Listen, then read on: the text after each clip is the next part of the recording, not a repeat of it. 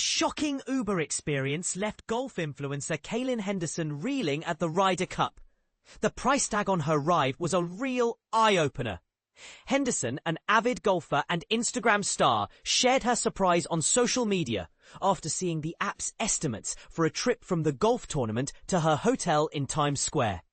The prices ranged from a staggering $440 to a whopping $1,077. "I was in disbelief," Henderson, 25, told the Post. "It was one of the wildest things I've ever encountered. I looked at my friend and we both thought it was a joke." Henderson and her friend, pro golfer Madison Pool, had attempted to hail an Uber at 6:30 p.m. on Friday night.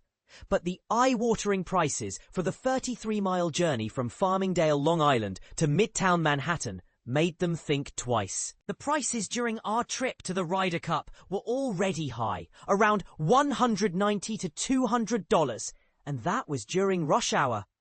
"So when I saw the prices for the return journey, I was shocked. I couldn't believe anyone would pay that much," she explained. Not only was Henderson taken aback by the prices, but she was also amazed by the sheer number of spectators trying to get a ride home. There were easily 250 people waiting in line for an Uber. "We would have been waiting for hours." When they tried to request a ride, the app didn't even provide an estimated wait time, leaving them frustrated and unsure of their next move. "It was just loading endlessly. We had an event to attend, and I was worried we'd miss it. It was a stressful situation," she recalled. Fortunately, Henderson's career as an influencer came to the rescue. Her partnership with DraftKings for the Ryder Cup meant she had access to a nearby home the company had rented. This saved her a significant amount on her ride back to Manhattan. A cool $350. My Midwestern roots make these New York prices even harder to comprehend. I'm used to much more reasonable fares in Indiana. If I'm at home, an Uber would cost me around $18, she said.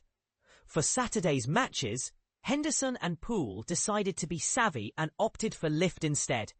We discovered it was much cheaper than Uber. It was like half the price. But here's where it gets controversial. Should these ride-sharing apps be allowed to charge such exorbitant prices during high-demand events? And this is the part most people miss. It's not just about the price, it's about the lack of transparency and the stress it causes users. What do you think? Should there be regulations to prevent such price hikes? Or is it a matter of supply and demand? We'd love to hear your thoughts in the comments.